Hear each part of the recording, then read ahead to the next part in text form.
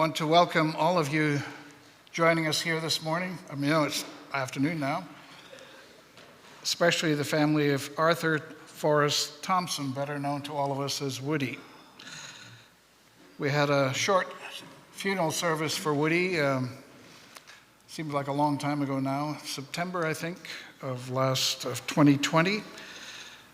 As you know, COVID's had a profound effect on all of us, and families especially, who have been grieving and have had to wait to have celebration of life like this. So thank you to all of you who have joined us, and for those who have participated in the service and who have helped put the slide presentation together. There will be refreshments following the service. We hope you can join us. Join with me in the call to worship. God is the source of love and life, the creator and redeemer of the universe. Let us worship the Father, the Son, and the Spirit, the holy fire who renews us, who guides us, who redeems us through God's love and grace. Amen.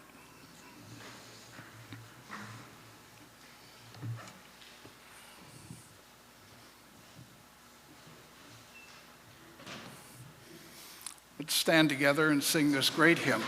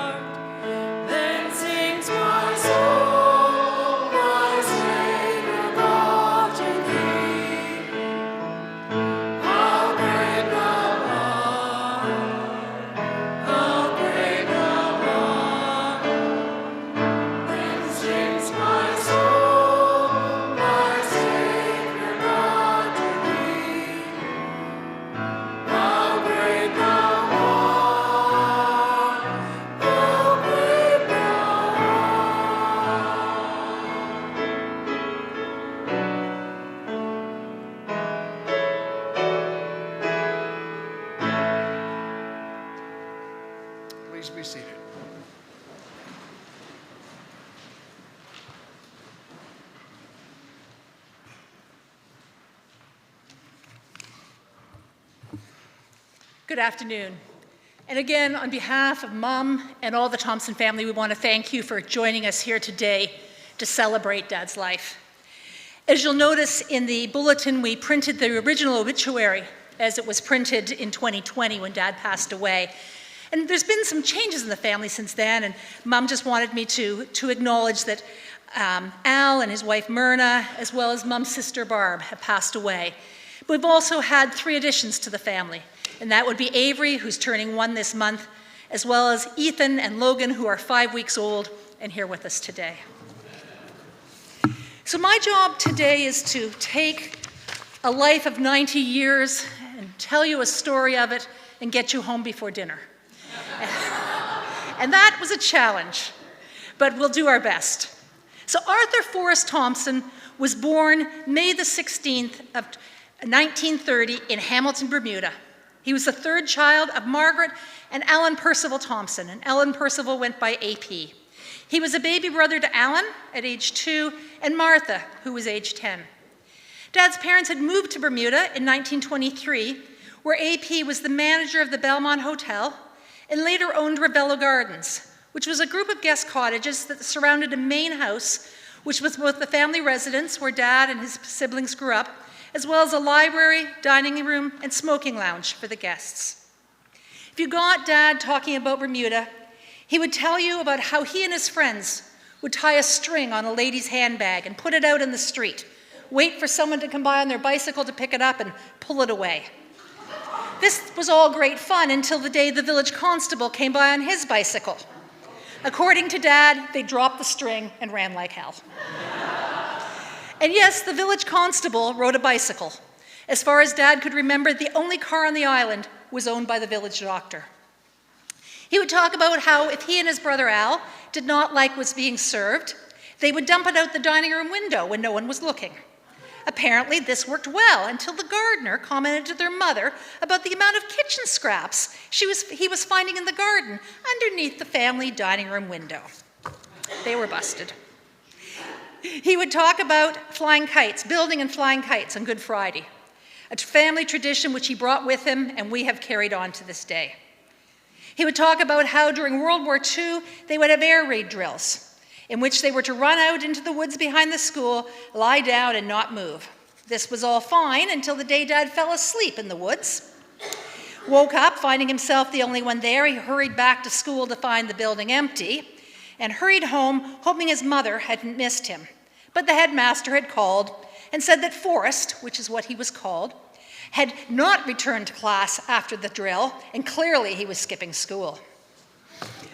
However, my favorite story about Bermuda involves the merchant ship, the Constellation. In early 1943, this ship was on its way from New York to Venezuela when it lost power off Bermuda. While waiting for a local pilot who knew the waters to come and bring the ship safely into harbor, it hit a reef and partially sank. The Seabees, an arm of the US Navy, claimed first right of salvage and removed all of the alcohol, including a reported 700 cases of scotch. The ship was then turned over to a local salvage company to remove the rest of the contents. The company hired adults, and apparently children as young as age 12, to go out each day on a barge and dive into the ship and bring up the remaining contents. According to Dad, the contents included pots and pans, dishes, cutlery, medical supplies, bolts of fabric, among many other items. For this, Dad and his friends were paid 5 pence per day. But what I find most fascinating about this story was the day that Dad and his friends decided that they were going to sleep out overnight on the wrecked ship. Clearly, no one checked their weather app or the forecast, because that night a storm came up. Part of the ship broke away and sank. Unlike parents of today, no one called the Coast Guard. No parent even went out to check on them. According to Dad, no one got much sleep that night, but the boys were all safe when the barge arrived in the morning with the rest of the team. As a parent myself, who I know like many of you has lamented the 1960s and 70s parenting that we grew up under, questioning how we survived lead-painted cribs and toys, no seatbelts or bike helmets, skating on the creek with open water nearby, and being permitted to roam the countryside at will. Clearly, in light of this story, maybe we need to cut our parents a bit of slack. Dad's father died in 1940. Dad was just 10 years old. As Rebello Gardens was being rented out as officers' quarters to the RAF during World War II, his mom decided to stay on in Bermuda. However, in 1945, when the war ended and the tourists started to return, she quickly realized it was going to be a cutthroat industry, and as a single woman, she was going to be at a great disadvantage. As a result, she sold the business and moved to Dundas, where her sister lived. And that is how, in September of 1946, Forrest Thompson walked into Dundas High School wearing what I can only assume was the first pair of Bermuda shorts any of the students had ever seen. Between high school and a youth Sunday school class at St. Paul's, Dad quickly became part of a group of 8 friends that remained friends for the rest of their lives. They were Bob Vansickle, Eric Clark, John Clark, Doug Drury, Al Miners, Jack McKay, Dad, and his brother Al. Dad also remained lifelong friends with 2 other Dundas people, and that was Doug McFarlane and Nort Perry. And of that group, Nort Perry is the only one still alive, and we are so happy that, Nort, you are here joining us today. Having been called Forrest all of his life, it was this group that gave Dad the nickname Woody, which he has been known as for the rest of his life. After high school, these original 8 confirmed bachelors, one and all, purchased a plot of land on Crystal Lake and built themselves their bachelor cottage. Not many years later, all married and each with 2 to 3 children, the place was too small and had to be sold. Mom and Dad used their portion of the proceeds of the sale to purchase a used boat and motor and started looking for cottage property, which is how in 1967, the first cottage, Thompson Cottage, was built on Coshlong Lake. When Dad graduated high school, he wanted to become an architect, but did not have the marks nor the money for university. Instead, he started working as a land surveyor with the Department of Highways. However, this job involved a great deal of travel. And when his mother became ill and needed further help, he started looking for work closer to home. In 1953, he was hired as the assessor for the town of Dundas. This started a 35-year career in assessment, which included Dad graduating with honors from the first assessor training course offered at Queen's University, his being promoted to assessment commissioner for the city of Hamilton, and then when Hamilton was amalgamated with the province, or assessment was amalgamated into the province, he served in many capacities, including commissioner for the city of Toronto, as well as quality control, which saw him traveling the province, doing audits and teaching courses. Mom and Dad met in 1955. Jim Blackwell was a colleague of Dad's, and his wife Till was the principal at C.H. Brace School, which was a sister school to Memorial, where Mom was a teacher. They thought these 2 would make a good pair and decided to invite them and 2 other couples for dinner. And as they say, the rest is history. Mom and Dad were engaged the following New Year's Eve and bought a parcel of land on number 8 Highway the fall of 1956, where Dad designed and started building their first home. They were married in July of 1957, and Dad spent the morning of their wedding painting the soffit and eave trough, not wanting to leave it unprepared while they were away on their honeymoon. Dad was not one to take on debt unnecessarily. So Mom describes the house when they moved into it as camping indoors. It was finished as both time and money became available. So camping indoors, this included eating dinner in front of the fireplace the first fall, as the furnace had not yet been installed. The first interior door was hung for a New Year's Eve party. The next interior door was hung 2 years later when Mike was born. In Mike's baby book, it describes the framework of the kitchen cupboards and drawers as one of his favorite places to play. So clearly 2 years after moving into this house, the kitchen was not yet finished. So Mom, we know you were one patient lady. Married and living on Highway 8, Dad and Mom wanted to attend a local church, so they landed here on the doorstep of West Flamboro. It did not take long for Dad to get involved, and I know that there are some of you here today who had Dad as your Sunday school teacher and youth group leader in the early 60s. I believe it was with this group that the Easter sunrise service and the Christmas Eve services were established. Over the years, Dad held many roles here at West Flamboro. He was a Sunday school teacher, Sunday school superintendent, member of the Board of Managers, chairman of the Board of Managers, treasurer, elder, and clerk of session. He was also involved in helping at church picnics, work bees, painting bees, couples club, turkey suppers, garage sales, and many other events. Growing up and coming to church here in West Flamboro, I think it felt like we were always the first to arrive and the last to leave. Mike and Mark and I have many great memories of growing up in the house on number 8. Although Dad always worked long hours, there was still always time for family. Swimming at Hoover Park, Sunday afternoon drives, skating on Spencer Creek behind the house, or the ill-fated day of tobogganing on Vinegar Hill where Mike broke his arm. There was the building of a glass-bottom boat that was a lawnmower engine on top attached to the bottom end of an outboard motor below. You lay on your stomach and dragged your feet to steer it. There was a sea flea that was built. I believe the plan said it could be built in a weekend, and I think it took closer to 6 months. But there was always Dad involved with us as kids. There were Sunday afternoon board games on the living room floor, followed by Sunday dinner, often of steak and Dad's homemade French fries. At the cottage, like home, Dad loved to putter and always had a project or two on the go. But he also had time to introduce us to swimming in the lake, take us out fishing, teach us how to row a boat and paddle a canoe, and he spent hours and hours and hours driving the small aluminum boat in circles in front of the dock as each of us attempted to learn to water ski. And to those of you under 35 or thereabouts, we didn't have kids' skis like you guys have today with the ties that keep them together. We had full-size skis, weighed 100 pounds each, I swear, and immediately went in 2 opposite directions the minute the boat took off. Dad was also demonstrated his patience many times. When Mike was 16 and wanted to buy a motorcycle, Dad didn't say no or tell him it would be unsafe, he'd get injured or killed. Instead, he suggested that if Mike would contribute his money, Dad would match it, and we could buy a proper water ski boat for the cottage.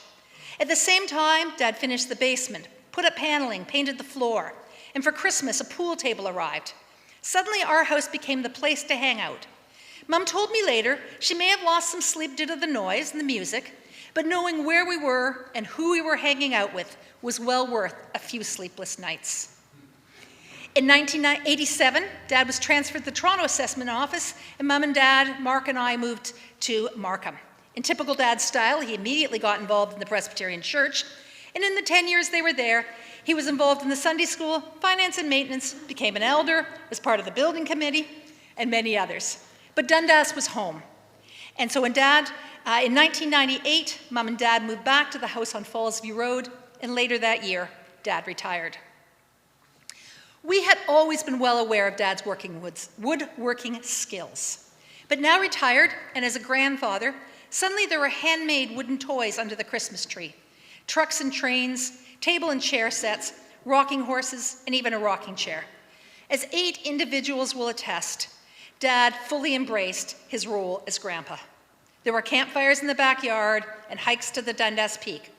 At the cottage, there were canoe rides and fishing trips, and learning to swim under the dock, squirt water between your 2 front teeth at your mother and grandmother, trying to sun themselves above. And if you wanted the best tube ride ever, guaranteed to get air and have to hold on for dear life, it was Grandpa you wanted driving the boat. There was no doubt about it. The best thing about Grandma's house was Grandpa. In 2018, the first great-grandchild arrived. And Grandpa, Dad, great-grandpa now embraced that role as well. And it's only fitting that the last major piece to come out of Dad's workshop was a rocking horse for his first great-grandson, Caden, on his 2nd Christmas. In retirement, Dad took up golf and enjoyed playing weekly with some house school friends as well as an occasional tournament. He also became a charter member of the Greensville Optimist Club, dedicated to supporting youth in the community. He served in many executive roles, including as their president. He was involved in fundraising to save the Cobblestone Bridge in Webster Stalls Park, as well as organizing bike rodeos and fishing derbies and a Santa breakfast that all of the grandchildren attend and many volunteered at during their high school days. Given his activity and his energy, most people did not know Dad's age. At 70, he could easily pass for 60. At 80, he could easily pass for 70. And at 85, most would have guessed he was still in his early 70s. But sometime after 85, the years started to catch up with him as his health started to fail. He still attended church most Sundays and the Monday morning optimist executive meetings at Tim Hortons. But between the COVID and congestive heart failure, his body had nothing left to give. And on July 4th, 2020, he passed away. It was COVID, and we couldn't gather. But you sent cards and so many warm wishes to Mom and to all of us. And in closing, I just want to read some of the things that you all shared with us about Dad. He was so patient and kind, a dear friend, a true and natural leader. He had the biggest heart ever and would do anything for anyone. He was the first person to welcome us when we came to West Flamboro, and 3 different people put that in their cards. He had a wonderful sense of humor, a true gentleman with an infectious laugh, a great mentor and friend when he led us in Young People's so many years ago. It was a privilege to know such a wonderful gentleman. And finally, I always thought of him as the Energizer Bunny, whose batteries I thought would never run out. Well, his batteries here on Earth did run out.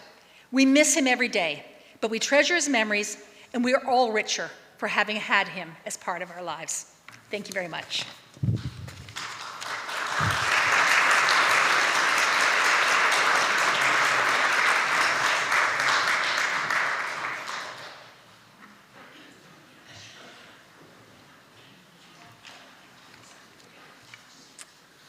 For those of you who do not know me, I'm Kim Thompson. I'm married to Mike, daughter-in-law to Gwen, and the #1 daughter-in-law to Woody. Right, Grace?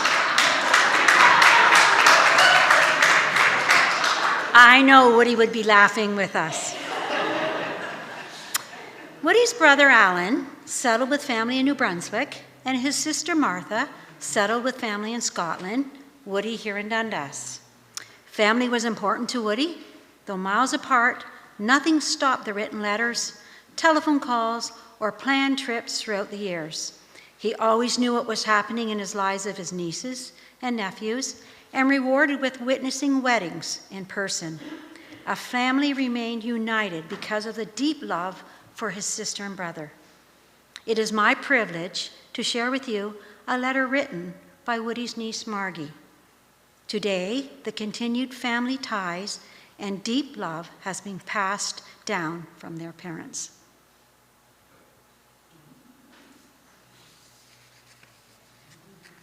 My tribute to my Uncle Woody. What a man. I see a man looking out across the water, reflecting on a life spanning 90 years, beginning in Bermuda in 1930, and moving up through his life to relocating in Canada in 1945 and building there a life he could be proud of. Not that he would see it that way. He was way too humble for that, but we as family know it to be true, tried and tested. Woody's dad died when he was only 10 years old and Alan 12. Granny, as a widow, brought her sons up to be men of respect, honor, and integrity. And she was proud of them, as was their sister, my mom, who was 10 years older than Woody. I didn't get to meet Woody until I was 21, but he was an integral part of my life from the day I was born. How? Because Mom talked about her kid brothers all the time. Why? Because she loved them and she missed them. No FaceTimes and technology back then, but just good old-fashioned letters, airmail and seamail, back and forth across the Atlantic. Family ties and bonds were forged and strengthened through the power of love and words. Woody always put others first. It was his very nature. And in doing so, from a teenager to an old age, he reaped what he sowed. For he had around him the strongest of family bonds and friendship ties. He was forever gracious and respectful, honoring and honorable, ready to listen, and give wise and measured counsel. He was diplomatic to the highest degree, perhaps learned from his parents' example in hotel management. He was a shining example of how to live life and to live it to the full. But all this could have meant a stuffy and rigid person, were it not for the wicked sense of humor and immense amount of fun that defined Woody and made him who he was. He brought lightness and laughter wherever he went. Woody was a man who gave it all, 100% commitment, whatever the job. Perseverance, untold patience to see a job through. And it was done to the highest degree of perfect possible. 99% was just not good enough. If he could, he would. Woody was, still is, a role model to me, someone I look up to. I will never match up to him, but that isn't the point. We all have people in our lives whose words we can hear in our hearts long after they're gone, encouraging us, spurring us on, a compass. We stand on the shoulders of giants. Woody is one of my giants. But I also must pay a tribute to Gwen.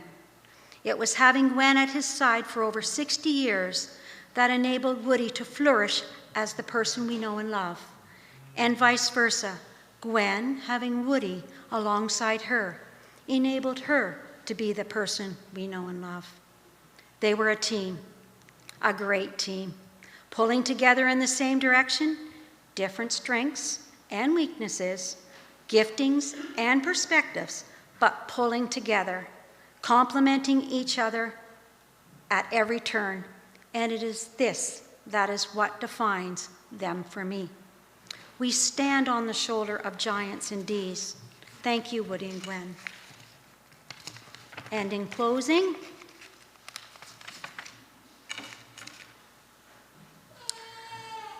when the sun drops behind the horizon and it is not gone, the heavens glow to a full hour after its departure. And when a great and good man dies, the sky of this world is luminous long after he is out of sight. Such a man cannot be out of our world. When he goes, he leaves behind him much of himself. Being dead, he speaks. Yes, to all who knew him, what a man. Margie.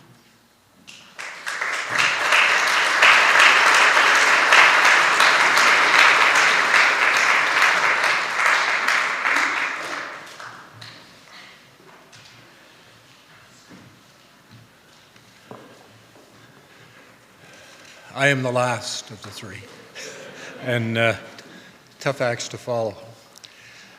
We went to this church, my wife Shirley and I and our kids went here 1976 to 1981. And this is where we met Woody, where we met the Thompsons. I have titled my little talk on Arthur Forrest Thompson, A Life Well Lived. So what do I mean by that? So I went to the two places that you go when you have life's difficult questions, to God and to the internet. Well, the internet has so many definitions for a life well lived. They go on and on and on, and one website had 40 plus definitions. Someone who has lived a life well is someone who is loved, has at least one close friend, is respected, knows who he or she is satisfied with life, and on and on and on. But the Bible will tell you that a life well lived is one which is centered on God. And the fruits of that life are evident. Those fruits include gentleness, understanding, loving kindness, self-control, generosity, and more. Now, from that latter list, you probably noticed that all these characteristics of a person applied to Woody. We were friends, our two families, but really only saw each other at the cottage, so a few times a year. A beer in the dock, dinners, fishing trips, work projects, of course, with Woody. But early in our relationship, we clicked. We were guests one weekend a year at the Thompson cottage in the beginning. I believe we earned that first invitation because Woody got transferred to the Markham assessment office and son Michael had a summer job back in Dundas. Woody and Glenn clearly knew that we had no idea what we were naively getting into when we volunteered to house Mike. I imagine they felt guilty one night and thought to soothe their consciences by inviting us up to the lake. Well, we went up every year for that one weekend. And in a few years, we also owned a cottage on Coshlong, and we became lake neighbors to the Thompsons. So much of what I'm going to share with you today is through a series of verbal snapshots taken on Coshlong Lake near Halliburton over a span of 40 plus years. It's not a video of Woody's life, it's just a few pictures that hopefully you will resonate with. So snapshot number one. When we first came to Woody's and Gwen's cottage, our kids were young, 6, 7, and 1 or 2. Young enough that our daughter Laura walked off the end of the top bunk in the middle of the night. We all woke up, as you can imagine, and Shirley, recognizing the cry of one of hers, ran to where the kids slept, and eventually everybody in the place arrived there, ascertained that Laura was going to live, and returned to our beds, leaving Shirley to console her daughter. That is, all of us except Woody. I, of course, was oblivious to all of this, went right back to sleep, and never did learn the lesson that I should have learned from Woody. But Woody's action, staying up with Shirley and Laura, said that he cared, not just about Laura, but about Shirley, and his instincts were automatically to support and to encourage and even to protect. And I can imagine in Woody's head, he said, hey, this accident happened on my watch. And he was going to make sure it all came out all right. Because Woody lived in the present moment. In his life, he was present to everyone he met every day. In Africa, in smaller communities where everyone knows everyone, instead of saying hello, some of them say, I see you, which goes so much deeper than just a hello. It says, I see you and I know you. Woody was like that. Woody saw you. Woody saw me. And I know you can all relate to that aspect of him, that when you sat down to visit with Woody, you got all of him. He was an active listener and a great host. Inevitably, when you began the visit, you were asked how you were, how did that problem you were dealing with last time we talked turn out? And he absolutely listened to your answers. Woody could make you feel that you were the best thing to show up in his dock all day. And he paid attention. He always knew when your beer needed replacing. I think he just cared about everyone. He had no filter system. I can't imagine Woody at a cocktail party. You know, you might be there and you're looking for, now, who would be more interesting than this person I'm talking to? That wasn't Woody. He spent all of his time talking to you because he cared about you. Snapshot number 2 has to be fishing. Woody loved to go fishing, not just the catching, but also the getting ready. You or I might grab a pole, get some bait, hop in the boat and go catching, not the wood. He prepped for the trip. Did Woody ever run out of gas, out of bait, out of hooks, out of drinks? Did he ever forget sinkers or lines or an extra hat in case you forgot yours? It made going fishing with Woody as easy as showing up with a pole. I'm going to go down a bit of a rabbit hole here. We were fishing on Bark Lake once.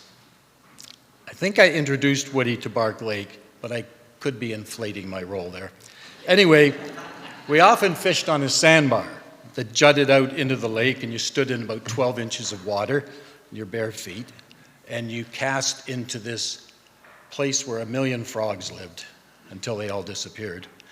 But one day Woody got a solid strike, and he was bringing in the fish when he saw a flash of silver. He had caught a good-sized pickerel in a lake where there was only supposed to be bass.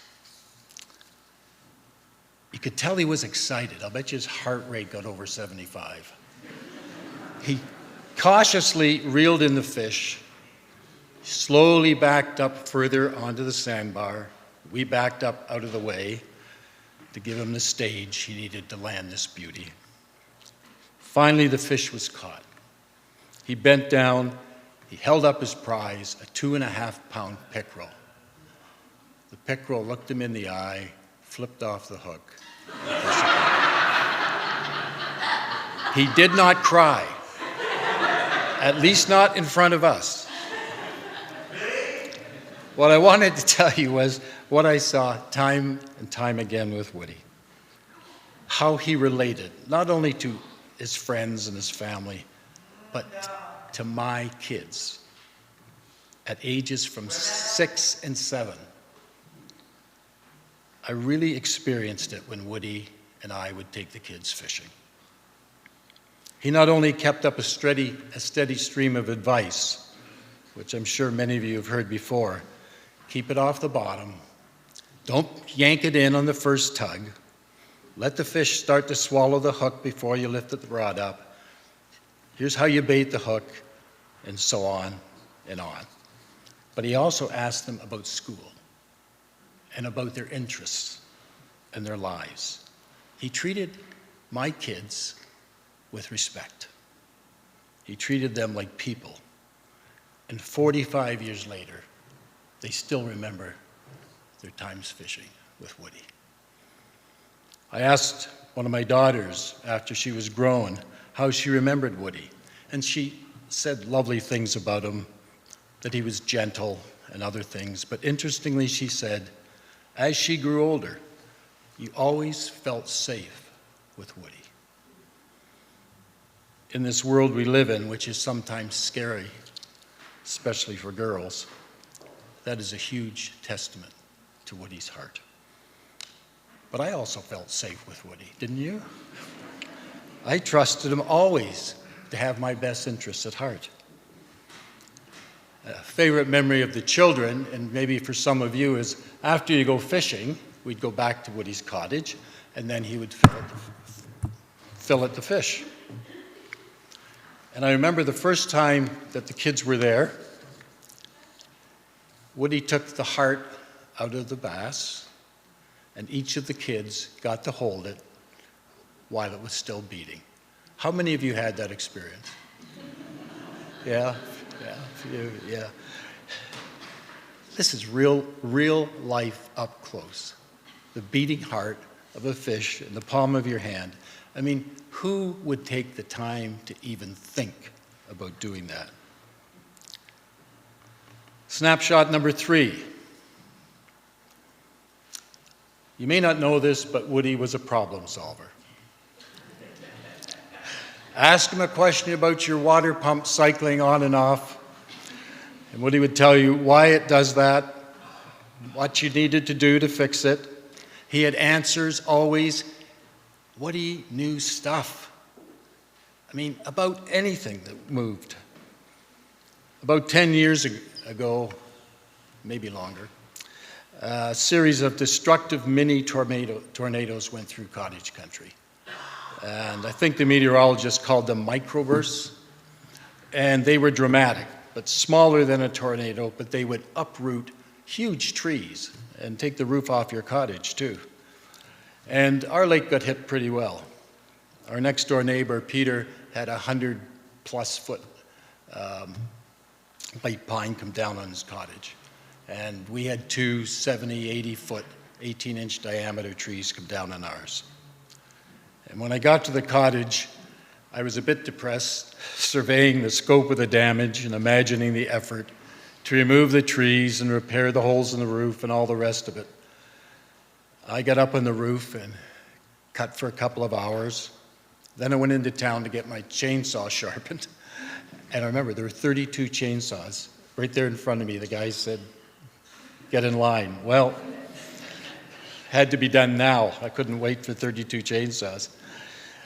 Well, every contractor was already tied up, so it was me. So I called Woody to see if I could borrow his chainsaw. Woody arrived with his chainsaw about an hour later, plus every tool you might need to do the job. Then he joined me on the roof, and we spent the next 2 full days working hard. Cut the trees into manageable logs, to push them off the roof, to plug the holes where branches had gone right through the roof. And when I realized the age he was at, and the amount of energy he expended, and the fact that I was 13 years younger than him, it blows my mind. But when you ask Woody if you can borrow something, after he asks you why, to make sure that you're asking for the right tool, of course, more often than not, you got the requested tool, and in the package was Woody. So that didn't take me long to figure out. If I had a problem, call Woody, "Can I borrow your tool?" And he'd say, "I'll come over and fix it." Okay. He often put you and me ahead of himself, ahead of his priority for the day, and I believe every day he had priorities, and often ahead of his own immediate needs. Woody actively was loving us. That's what he did. He wouldn't have said that way, I'm sure, but that's what he did. He was loving us. For someone who showed little obvious physical emotion, he had a deep love that he demonstrated by giving himself to help us when and where and how we needed it. My last snapshot. Many of you mid to old timers, I put that in the mid part just because of some of you, remember when market value assessment on your property came in. For those of you who don't remember that, Woody was put in charge of communicating what it was to a very skeptical audience in this province. I'm not sure he saw the job as a promotion because this change was not going to be popular. We all knew, or figured we knew what the government was doing. This was just another way to get more money from us. So the person who had to sell that had a tough job from the beginning. Well, Woody was the focus of ratepayer enmity. And I'm sure you remember, Gwen, the morning shows, they had a phone-in show, and I would be driving into work. And Woody, for a period of time, he was on that show a lot. And irate callers phoned in to complain and demand answers to why this was happening. Well, one night Woody rented our church building to meet with the local property owners. And I think this is what he did. He went around and met with different ratepayer groups. Well, it was tense and bordering on nasty at times. Wood answered tough questions, and the follow-up questions, usually shouted from the back of the hall, courteously and, as you would expect, precisely. The audience obviously had a problem with the program, but not with the man at the front. He treated every one of them like he treated you and my kids, with respect. Woody was a gentleman with all that term implies. He was gentle when it was needed and had a self-confidence that was cloaked in humility. I'm sure he wasn't even aware of that. But I never heard Woody brag. I never heard him tell a story that lifted him up. And this isn't in my talk, but I don't think I ever heard Woody swear. Now, those of you who had him as a father might have been around when he hit his thumb or something, but I never heard that. He was a man with a solid faith in God that underpinned his daily life. Not only was there a correct way to do something, and we all know that's true, but there was also a right way to do it. There was a right way to treat people. St. Francis is supposed to have said, "Preach the gospel at all times, if necessary, use words." Woody shared his faith not by words, but by demonstrating his love for us in a fishing boat, on a cottage roof, or sitting in the dock sharing a cold beer. Woody Thompson knew who he was. He loved being a husband, father, and grandfather. And he loved being a child of his God. If Woody was here today, I think he would say to all of us, "I see you." And then he would say, "Would you like a beer?"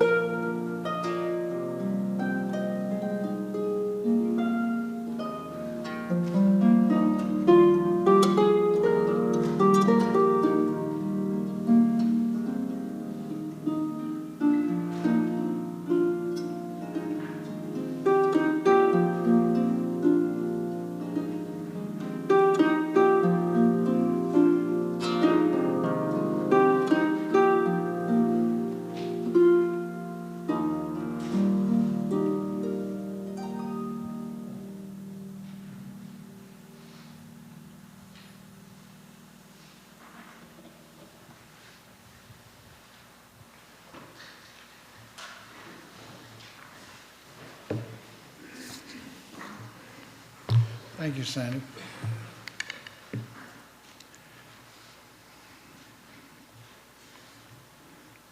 So how much time do I have?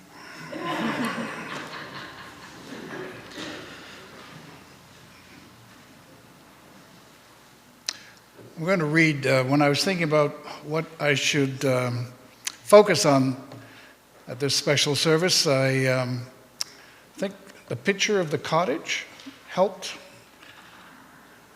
So that's why it drew me to the passage in 1 Corinthians, which I'm going to read now. The Christians in Corinth, I wouldn't have wanted to be their minister. They're a really bunch. And here's part of the problem with, in this chapter. They're fighting amongst each other who is the greatest. What, after all, is Apollos? What is Paul? Only servants through whom you came to believe, as the Lord has assigned to each his task. I planted the seed, Apollos watered it, but God has been making it grow. So neither the one who plants nor the one who waters is anything, but only God who makes things grow. The one who plants and the one who waters have one purpose, and they will each be rewarded according to their own labor. For we are co-workers in God's service, and you are God's field, God's building. By the grace God has given me, I laid a foundation as a wise builder, and someone else is building on it. But each one should build with care. For no one can lay any foundation other than the one already laid, which is Jesus Christ. If anyone builds on this foundation using gold, silver, costly stones, wood, hay, or straw, their work will be shown for what it is, because the day will bring it to light. It will be revealed with fire, and the fire will test the quality of each person's work. If what has been built survives, the builder will receive a reward. If it is burned up, the builder will suffer loss, but yet will be saved, even though only as one escaping through the flames. This is the word of the Lord. Most of you probably know Woody a lot better than I did, or do. I only met him in, I think, 1997, 98, when I was appointed by our presbytery to be the interim moderator here when they were looking for a new minister. And he was, I think, the clerk of session at the time, and I still remember him sitting at the head of the table with his very unique style of talking, very clear, very deliberate, lovingly trying to deal with all the issues in the church that he loved. It would not be an exaggeration to say Woody was very organized, very committed to the life of this congregation, and stubbornly certain about the way we should go. He was usually correct. I've been back here at West Flamboro after a little hiatus. I was in another church for 24 years. I know I don't look that old, but I am. I came back here in September of 2018 to, again, fill in, and have been filling in for 4 years. So I've got to know a few of the people here and got to love this congregation.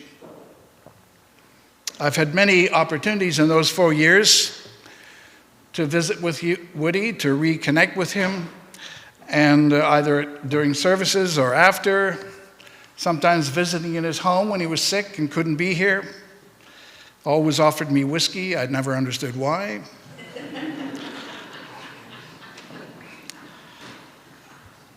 So I thought, what was the appropriate theme for this service? And I went back to Paul and Corinthians. So the context of the reading we just read is people are squabbling about who is the leader that they should follow. Who's the most gifted? Who is the best speaker? Who is the most organized? Who has the most passion? Well, Paul says, look, we're all co-workers in this business. I've laid a foundation, Apollos builds on it. Human leaders, Paul argues, should not be put on a pedestal. I think Woody would have agreed with that. But Paul was a founder of this church. And he had an amazing grasp of this good news that we preach. Apollos had extraordinary gifts of speaking. He was silver-tongued. But ultimately, neither Apollos or Paul should be seen as competition. Paul says, I laid the foundation, others like Apollos are building on it. And that's good. I saw a photo of the cottage that Woody had put together. I'll never understand building. I don't even know what a screwdriver is. But I'm sure it was a lot of work. And I think he would love this reflection on foundations, because they're important, and foundations for buildings and our lives. What is your foundation for your life? What are you building on? Let me suggest that Woody's gifts, his commitment to the church, his persistence, his dedication,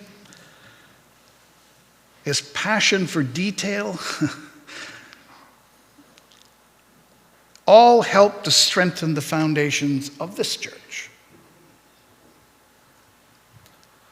And while the actual foundation is Christ himself, upon which we build, Woody's role in building a stronger foundation for this community of faith will be remembered for years.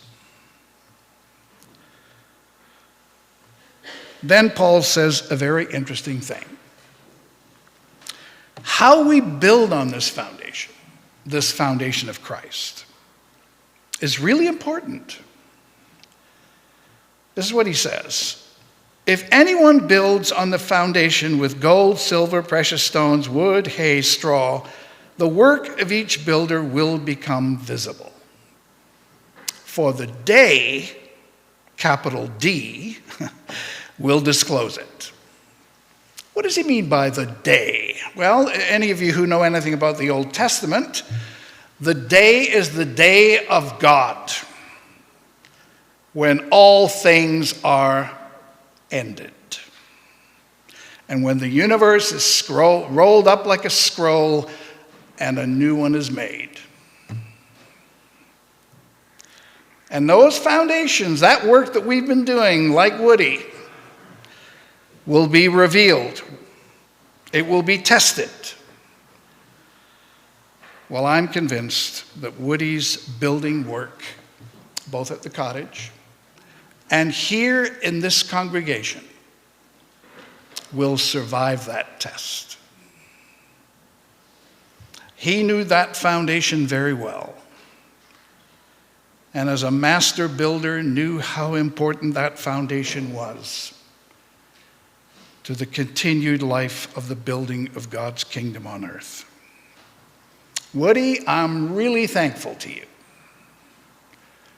for your commitment to this congregation. And I'm really thankful for the support you gave me back in 97, 98, and even when I returned. I know you had a few doubts. He expressed that to me one day.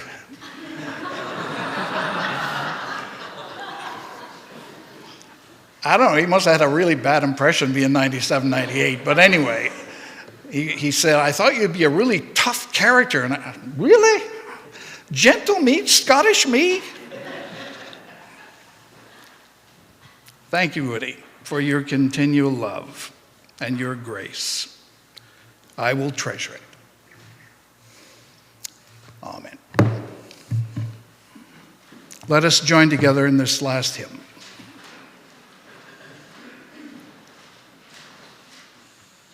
Let's stand together.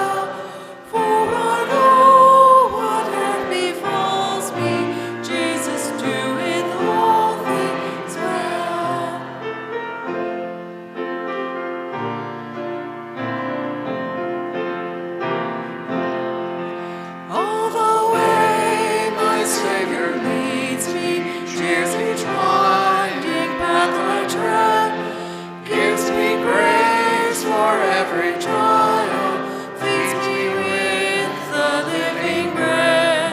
Through my weary steps may falter, and my soul athirst may be, gushing from the rock before me, though a string of joy I see.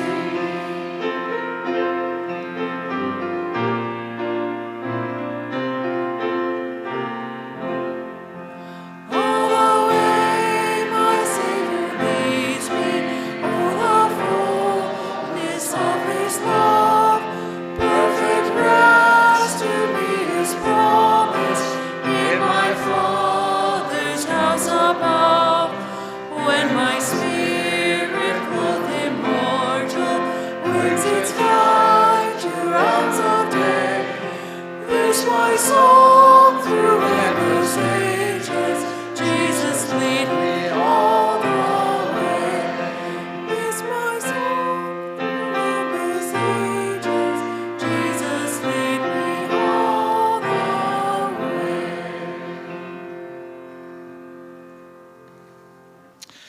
Now to him who is able to keep you from falling and to make you stand without blemish in the presence of his glory with rejoicing, to the only God our Savior through Jesus Christ our Lord, be glory, majesty, power, and authority before all time and now and forever. Amen.